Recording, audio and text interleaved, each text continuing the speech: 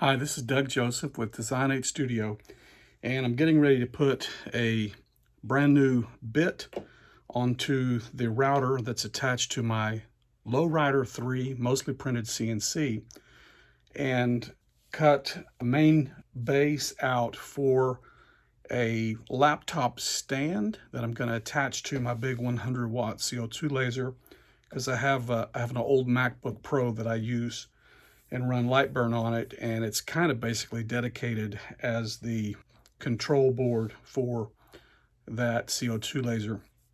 But before I get to that, I wanted to show you something else I've been working on for a while and finally have ready to release it to the public.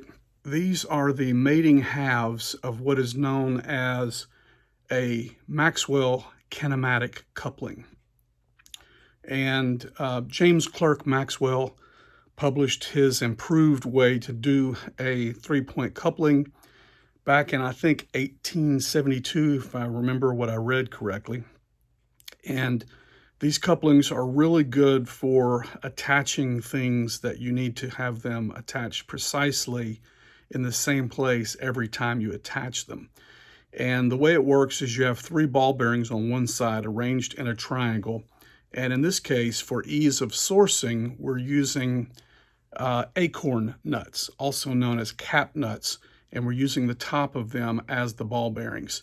And then on the other side, you need three troughs arranged in a triangle formation.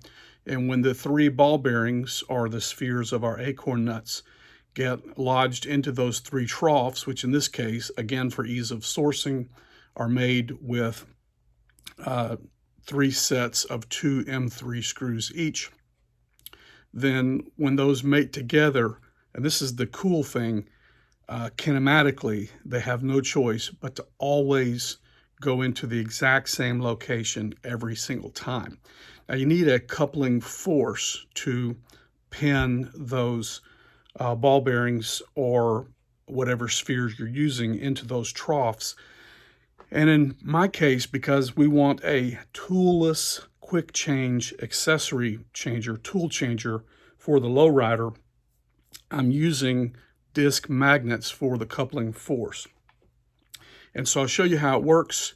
And this is what I'm calling the medium strength base. I've got another one that I'm calling my high strength base, and that's the one I have on the LowRider. So this one's not as scary as the other one, but when it snaps together like that, it creates this kinematic coupling. And so obviously you would attach one side to your CNC, and to the other side you attach a tool holder.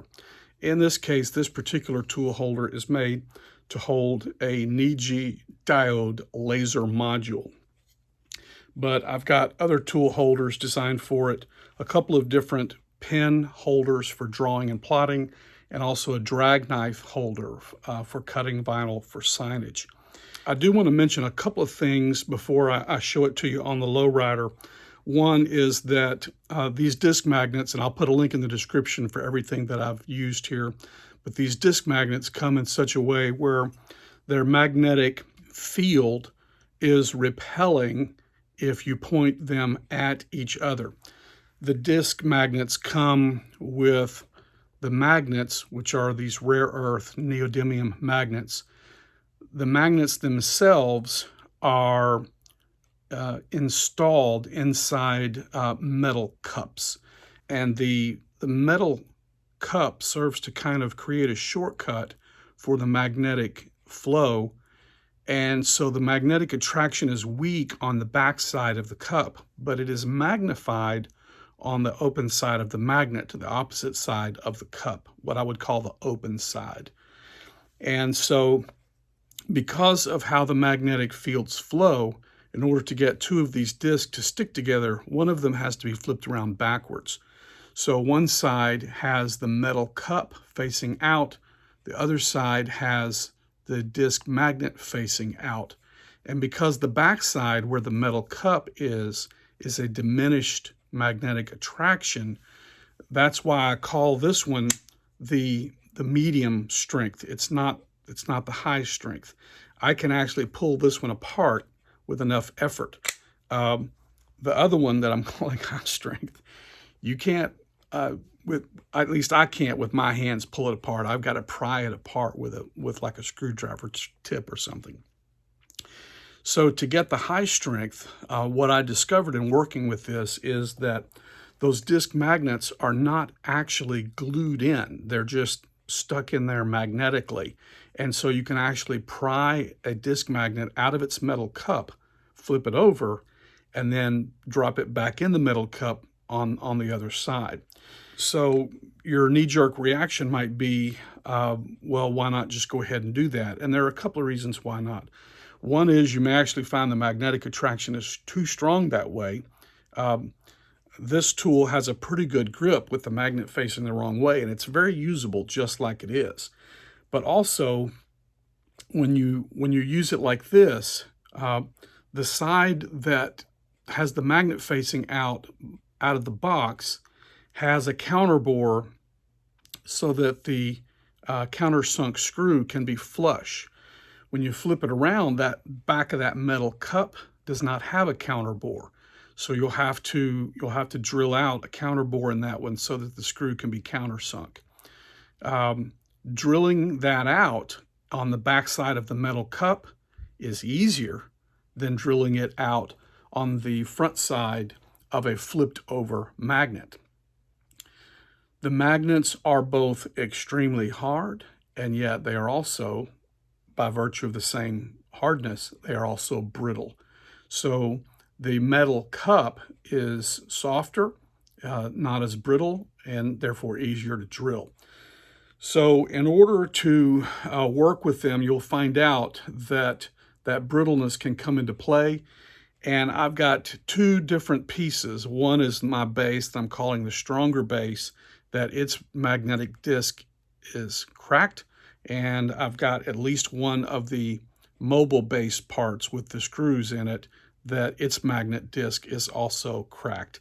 But I found that they're still usable. They're pinched in there magnetically with the metal cup and the screw holding them in the center. And so they stay in place even though they're cracked. They're still usable. So if you flip one of the magnets over, put it back in the metal cup, you risk cracking it when you flip it out. And then when you go to crank the screw down, if you crank too tight with the screw, you risk cracking it also. When I have a tool holder attached to the one I'm calling extra strength, I'm able to get it separated, but just barely. These disc magnets, again, it's an Amazon purchase, link in the description. These disc magnets, when you've got them where they're facing so that they attract, their strength along that axial path is really, really great. I've done a lot of design prototype iterations on this. I started off with a great big version of it, and then eventually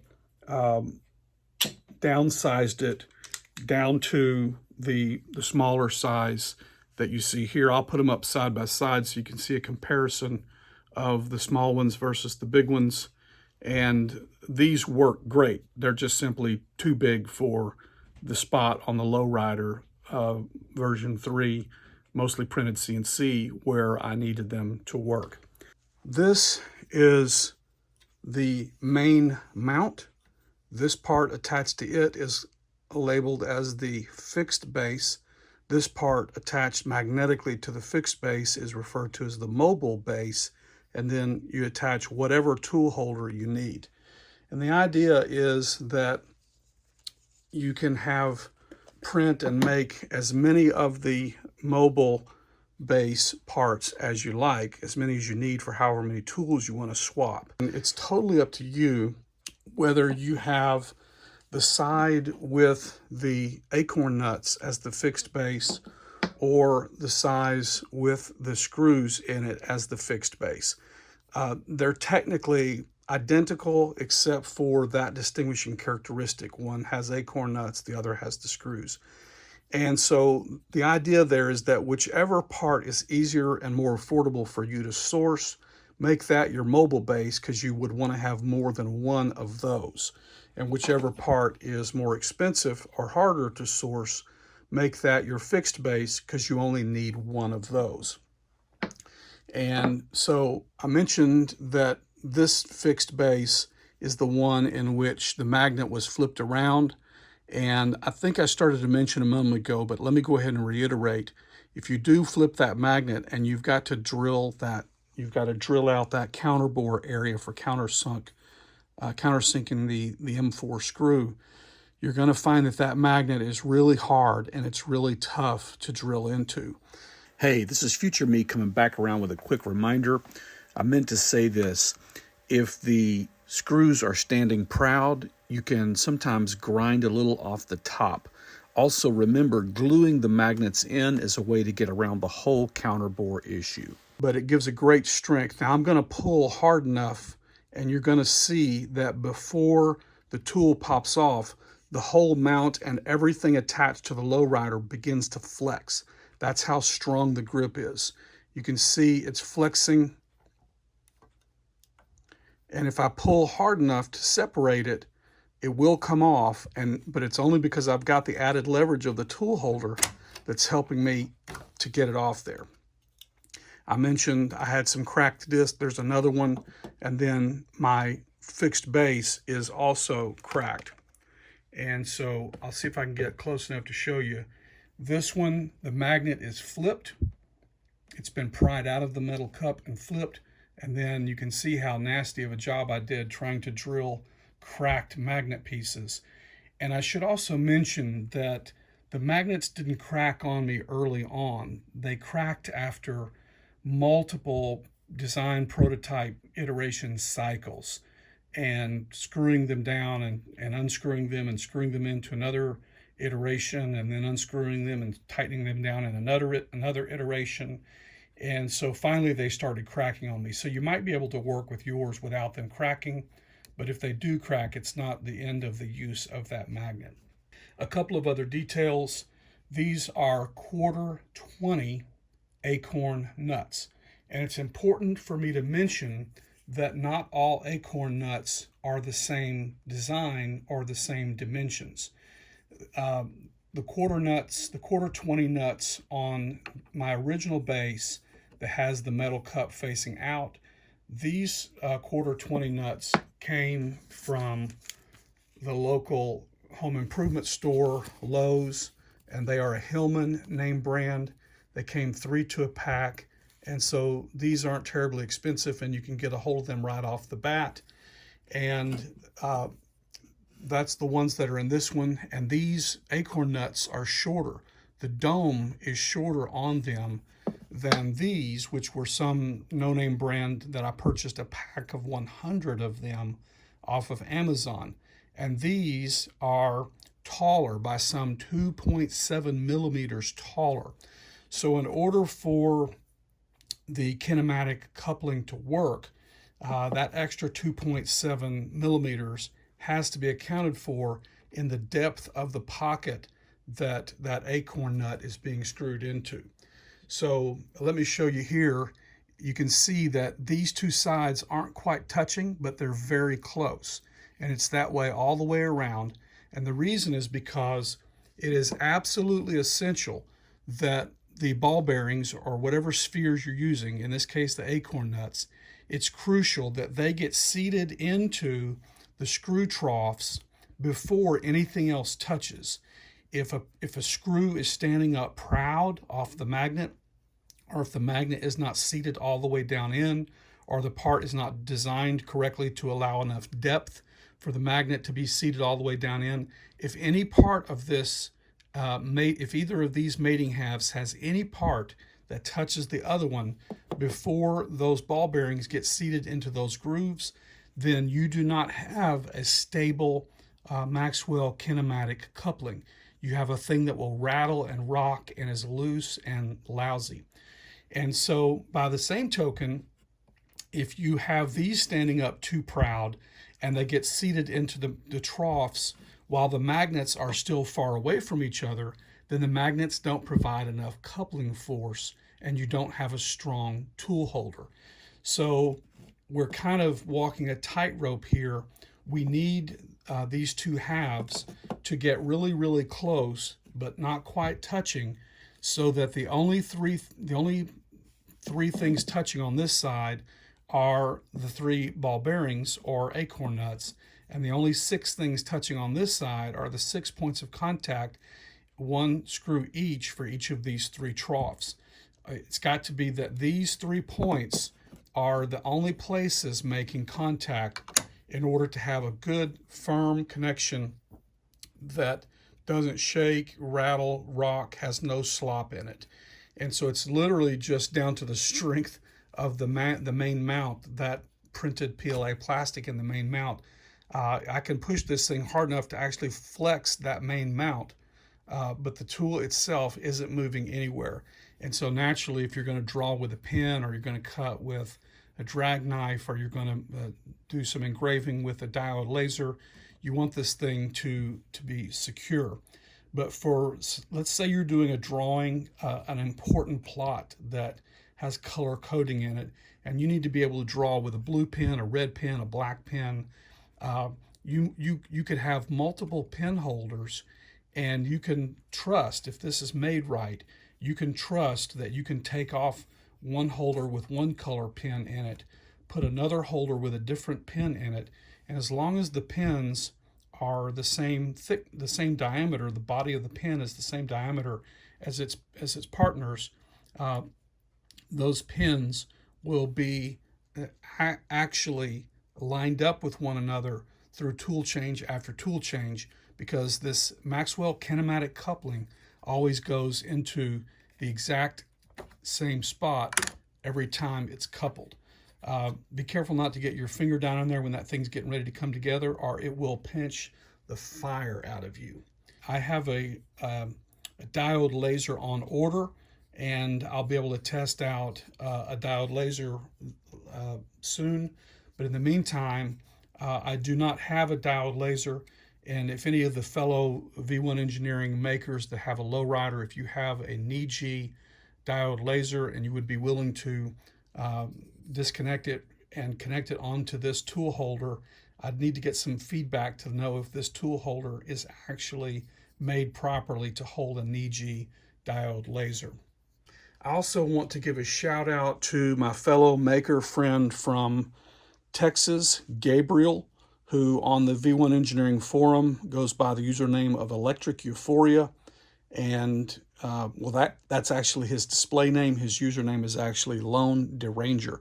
And he sponsored my recent project to design and cut and build my new torsion box for my CNC table.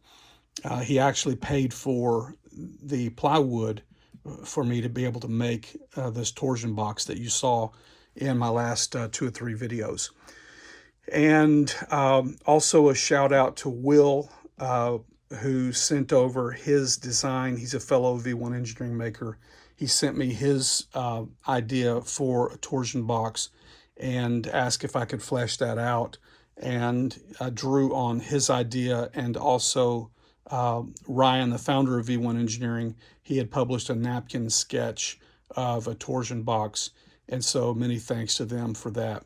One other thing I'll mention is that I need to do another video soon about my quick release system for my dust hose on my LowRider. I like to be able to take my hose loose and use it to clean up after a job.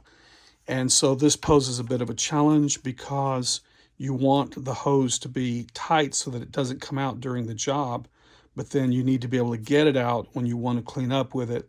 And so I was able to do some design work to mimic this kind of a C-clip release system that I've mimicked a design of a shop vac manufacturer, the VacMaster shop vac. And so this is working really good for me. I'll probably make another video about that in the future. This kinematic coupling toolless quick change accessory holder design is already published on printables. It's already available and ready for you to download and print and build and test. And so I appreciate you posting your make, take pictures, post your make, and also give feedback if you find anything needs changed. I suppose probably the last thing I should mention, really, really important, is that if the distance between the fixed base and the mobile base is too great, you can edit the Fusion 360 file that is downloadable from the printables listing. And that Fusion 360 file is parametric. It's driven by parameters, and there is a parameter for the depth of the acorn nut socket. And if you edit that parameter, then it will deepen that, and then you can re-output the model for 3D printing a remixed version of it. So I made it parametric to make it easy to edit. And again, these slots, these wells for the ones that are the Hillman name brand acorn nuts from Lowe's Home Improvement Store. The slots for this one were set to a certain depth, and then I had to make the wells 2.7 millimeters deeper for the use of the acorn nuts that I bought from Amazon when I bought the pack of 100. And so when you download the file, it'll be set to operate these that come from Hillman from Lowe's.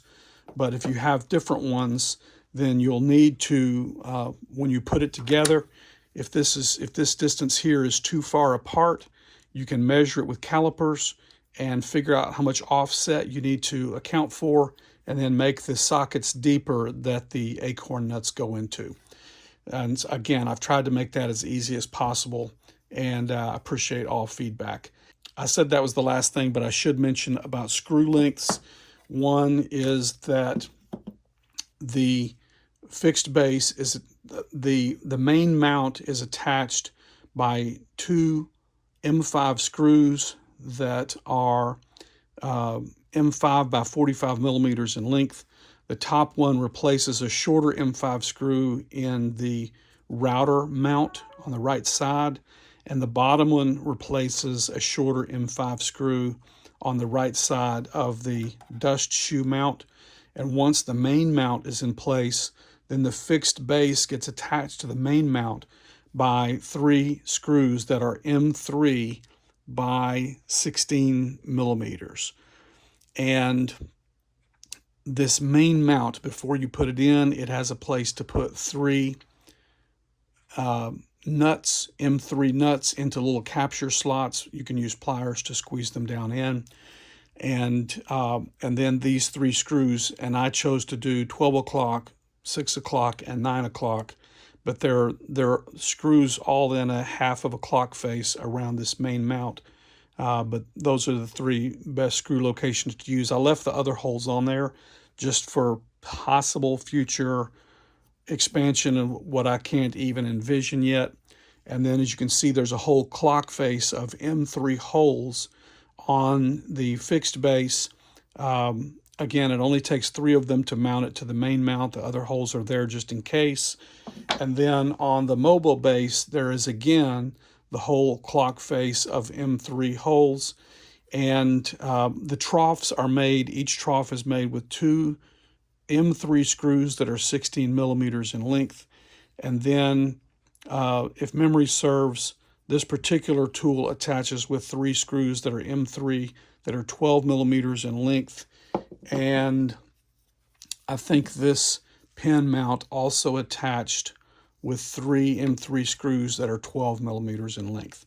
So 2 M5s by 45 millimeters long, and then several M3 by 16 millimeters and some M3 by 12 millimeters in length, and the nuts to go with that. All right, what good would a LowRider video be without some LowRider cutting action? So currently I've already installed a 1/4-inch end mill, and I've already set up my work origin in the X and Y, and I've already honed down to the material and set my Z-axis zeroed on the top of the material. I've got my SD card installed with the cut file, and I've got my dust collection running. And so I'll go ahead and fire up the router at a speed of 17,000 RPM and go ahead and run the cut job.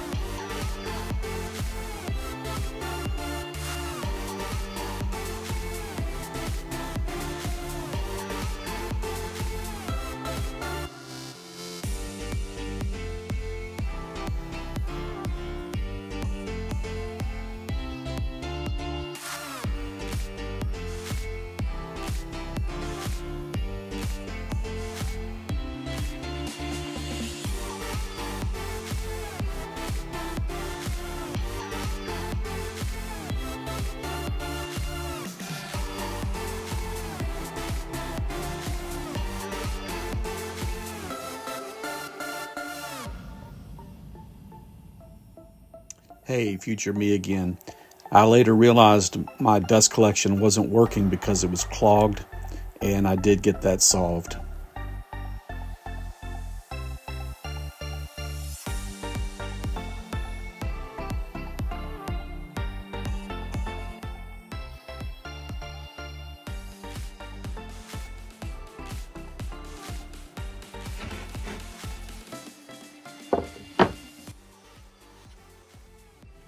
Here is my 100 watt CO2 laser, and as you can see, I really don't have any good place to set this laptop that uses light burn to control it. So that's why I'm making the laptop stand, which is about to be engraved with my Design Aid Studio logo. So let's get it connected up and put the logo on there.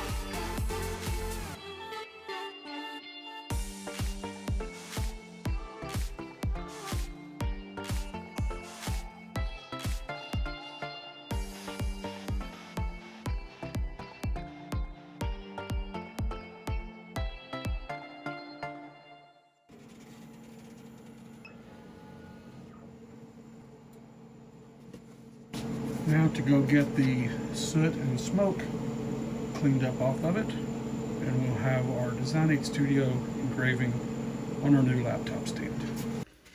Okay, so we have our smoke and soot cleaned off of our engraving.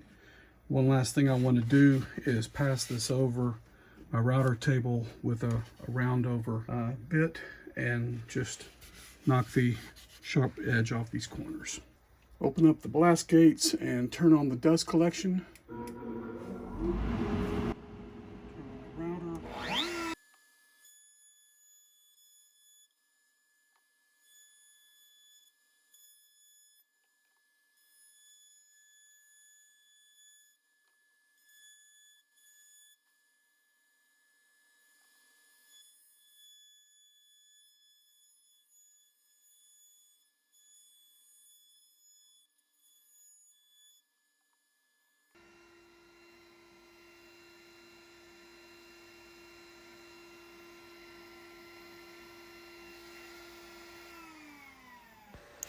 I had originally planned on using glue and clamps together with screws to hold the brace supports, and I was going to use complementary triangles to allow the clamps to have a flat place to grab a hold to, but the clamped triangle and the glued triangle were too slippery against each other, and I couldn't get that to work with the clamp.